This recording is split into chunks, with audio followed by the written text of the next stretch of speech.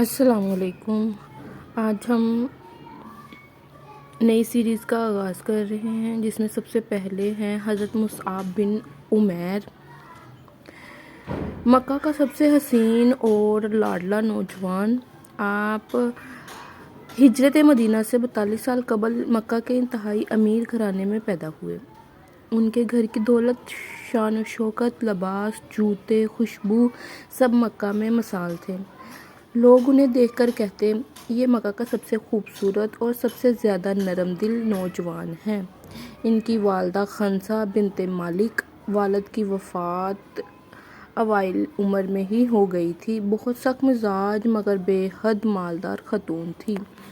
وہ اسے ریشم کے کپڑے پہناتی، بہترین خوشبو لگاتی، ان کی ہر خواہش پوری کرتی۔ والدہ نے اپنے نور و نظر کو بڑے ناز و نم سے پالا، یہاں تک اپنا لباس خود خاص طور پر ملک شام سے تیار کرواتے اور حضرمی جوتا جو اس زمانے کے عمرہ خاص تقریبات میں استعمال کرتے، آپ کے روزمرہ کے استعمال میں ہوتا، ایسی اعلیٰ خوشبو استعمال فرماتے کہ مکہ میں ویسی خوشبو خال ہی کوئی استعمال کرتا۔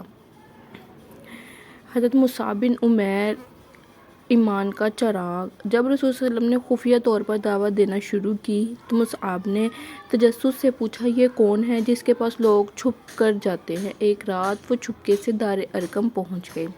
جیسے ہی رسول صلی اللہ علیہ وسلم کی تلاوت سنی، دل کانپ گیا، آنکھیں بھر آئیں۔ انہوں نے فوراً کہا، میں گواہی دیتا ہوں کہ آپ اللہ کے سچے رسول ہیں۔ یہ قبول اسلام پورے مکہ کو ہلا دینے والا تھا۔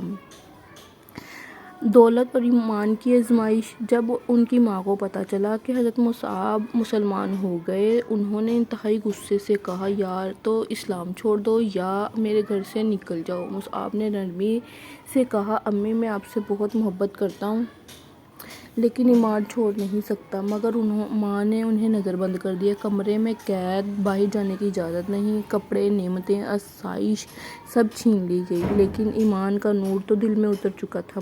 آخرکار وہ ایک موقع دیکھ کر بھاگ نکلے اور حبشہ کی ہجرت میں شامل ہو گئے۔ وہ نوجوان جو کبھی ریشم پہنتا تھا، اب اس کے جسم پر کھردرا کپڑا تھا اور چہرے پر تھکن، اور لوگ حیران تھے، یہ وہی مصعب ہے۔ جب مدینے کے لوگوں نے اسلام قبول کرنا شروع کیا تو نبی نے پوچھا، میں تمہارے پاس ایسا کون بھیجوں جو تمہیں قرآن سکھائے؟ سب نے ایک ہی نام لیا، مصعب بن عمیر۔ یہ اسلام کی تاریخ میں پہلا دفعہ تھا کہ کسی کو داعی اور سفیر بنا کر بھیجا جا رہا تھا۔ مدینے پہنچ کر انہوں نے گھروں کے دروازے کھٹکھٹائے، قرآن پڑھا، دل جیتے۔ ایک دن سعد بہت غصے میں آئے اور کہ ہمارے علاقے میں کون تبلیغ کر رہا ہے؟ وہ نیزہ لے کر مصعب کے پاس پہنچے۔ مصعب نے نہ ڈر کر نہ سخت لہجے سے بلکہ انتہائی نرمی سے کہا، بیٹھ جائیں، سنیے، اگر پسند نہ آئے تو میں چلا جاؤں گا۔ سعد بیٹھ گئے۔ مصعب نے سورۃ طٰہٰ کی تلاوت کی اور ان کے آنسو جاری ہو گئے۔ وہی ایمان لے آئے۔ مدینے میں لوگ کہتے ہیں کہ اسلام کی خوشبو ہمیں سب سے پہلے مصعب سے محسوس ہوئی۔ احد کا دن، وہ لمحہ جس نے نبی صلی اللہ علیہ وسلم کو رلا دیا۔ احد کے میدان میں مصعب کے ہاتھ میں رسول صلی اللہ علیہ وسلم کا جھنڈا تھا۔ جب دشمن نے رسول صلی اللہ علیہ وسلم کو شہید کرنے کی کوشش کی تو مصعب نے پوری طاقت سے جھنڈا تھام کر دشمن کو روکا۔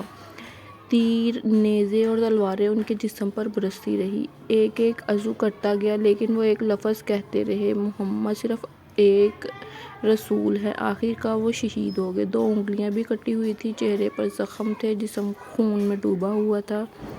جب رسول صلی اللہ علیہ وسلم ان کے پاس آئے تو آپ نے ان کے پھٹے ہوئے کپڑے دیکھے اور آنکھوں سے آنسو بہہ پڑے۔ کفن کے لیے صرف ایک چادر تھی، اگر سر ڈھانپتے تو پاؤں کھل جاتے، پاؤں ڈھانپتے سر کھل جاتا۔ سر ڈھانپ کر پاؤں پر گھاس ڈال دی گئی۔ آپ نے فرمایا، میں نے مکہ میں اس سے زیادہ کسی کو ناز و نعمت میں نہیں دیکھا کہ اور یہ آج شہید اللہ کے راستے میں اس حال میں پڑا ہے۔ ان کی زندگی کا سب سے بڑا سبق مصعب سکھاتے ہیں کہ ایمان کبھی بھی سب کچھ چھین سکتا ہے، کبھی کبھی سب کچھ چھین لیتا ہے لیکن بدلے میں سب کچھ دے دیتا ہے۔ قربانی کا نام صرف مشکل کھانا پینا نہیں، کبھی رشتے، آرام، خواہش بھی چھوڑنی پڑتی ہیں۔ اللہ کے دین کو عمر یا دولت نہیں، بس سچائی اور درد چاہیے۔ اگر ایک نوجوان پورا شہر بدل سکتا ہے تو میں اور آپ اپنی زندگی کیوں نہیں بدل سکتے؟